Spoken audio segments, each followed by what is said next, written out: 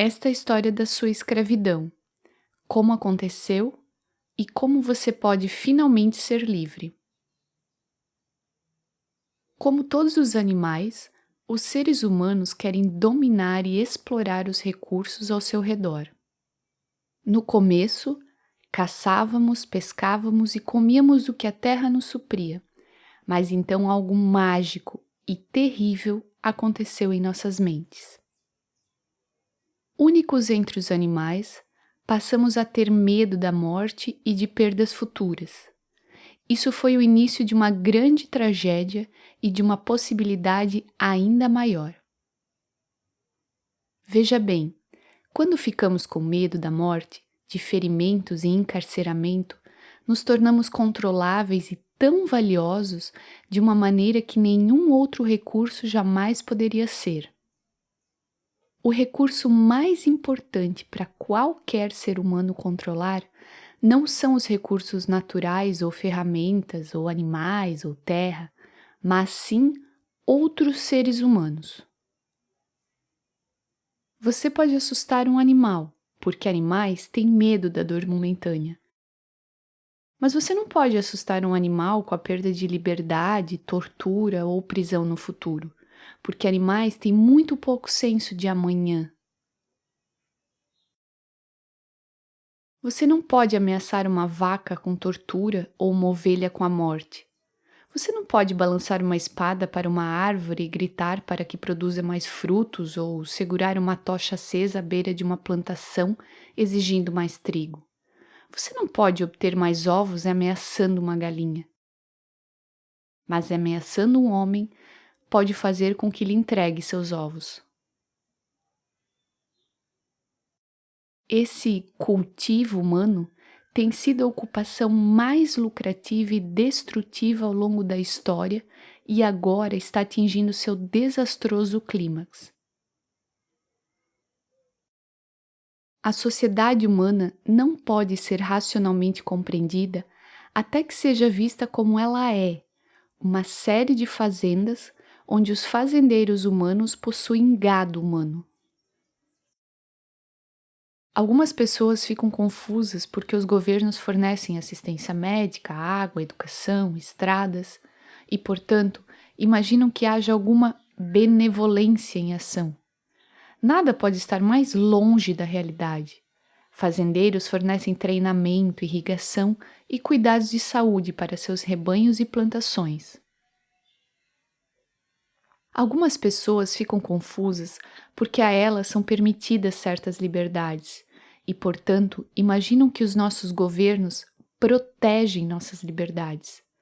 Mas fazendeiros plantam suas mudas a uma certa distância umas das outras para aumentar sua produção e permitirão a certos animais estábulos ou pastos maiores, se isto significar que produzirão mais carne e leite. No seu país, na sua fazenda de impostos, seu fazendeiro concede a você certas liberdades, não porque se preocupa com as suas liberdades, mas porque deseja aumentar os lucros.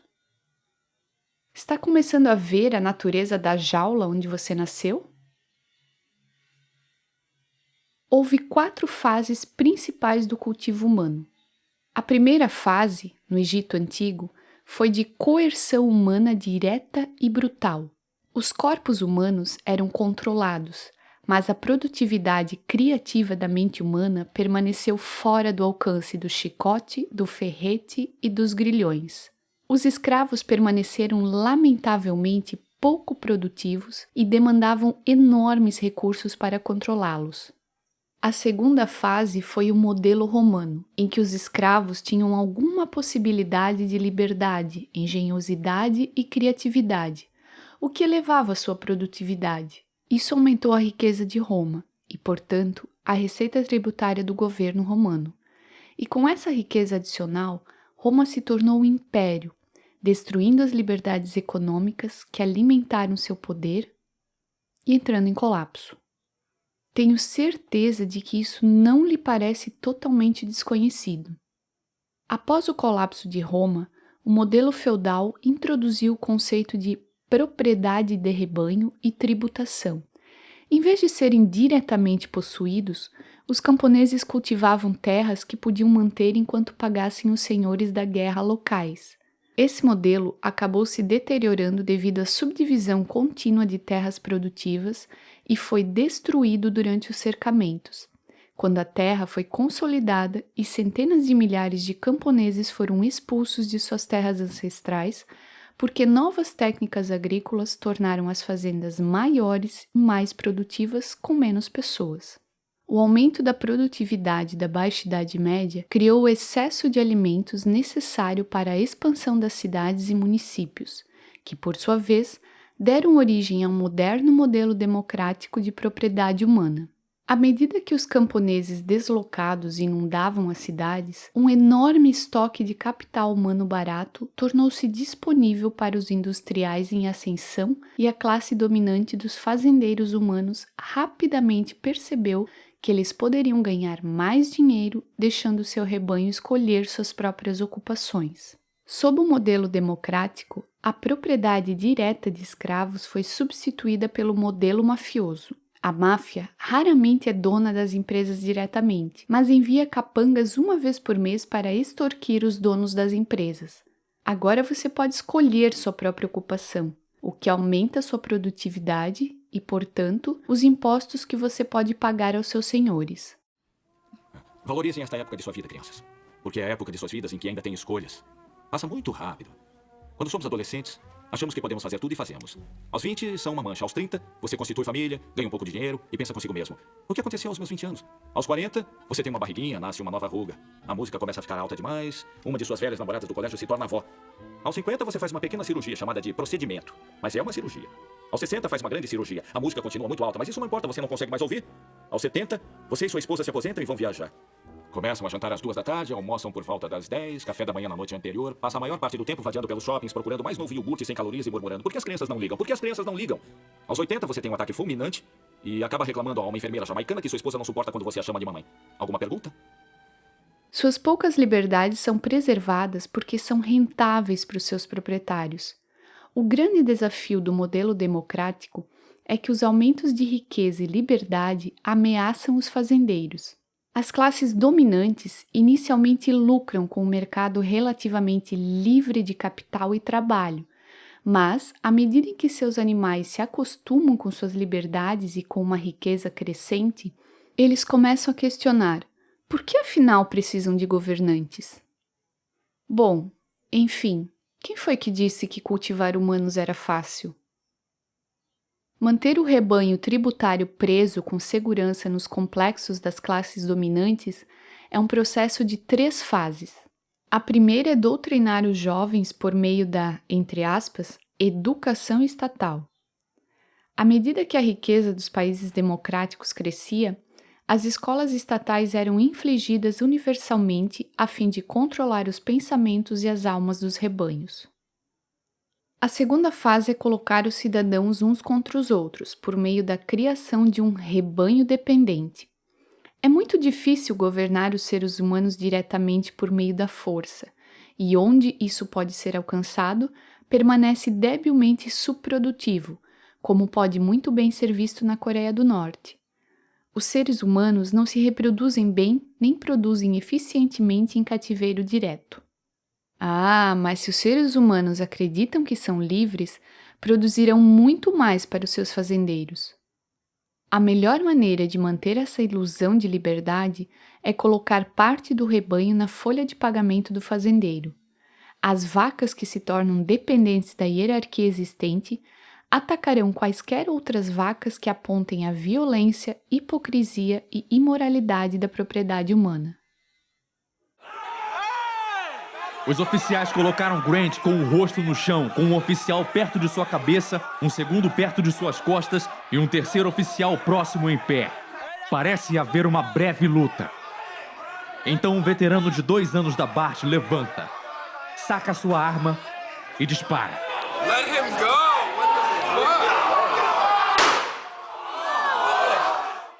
Liberdade é escravidão, escravidão é liberdade.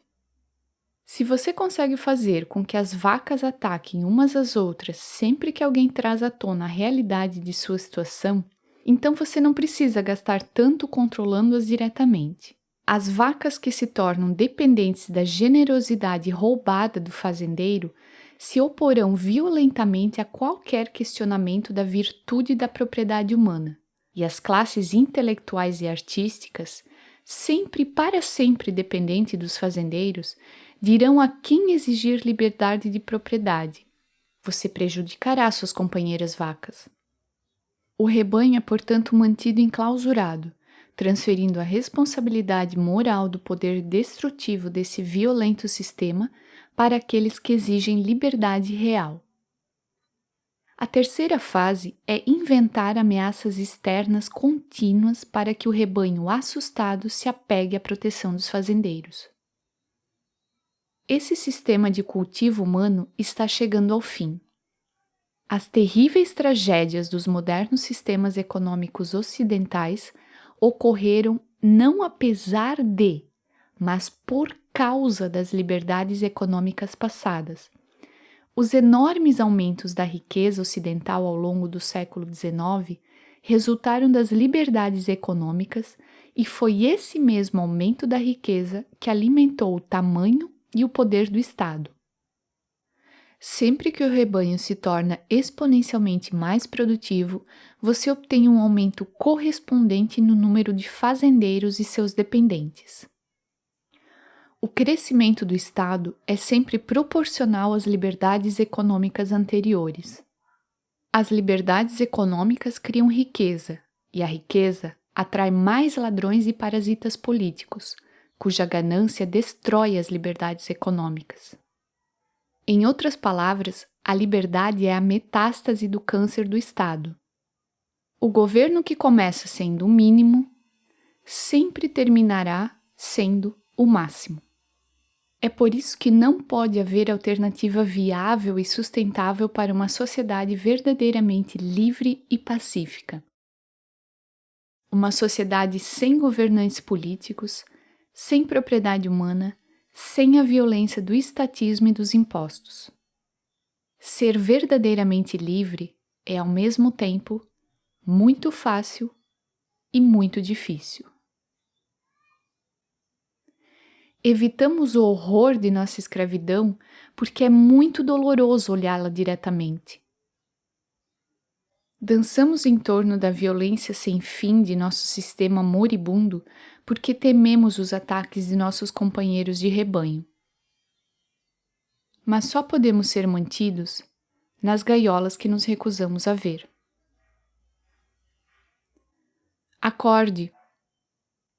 Ver a fazenda é deixá-la.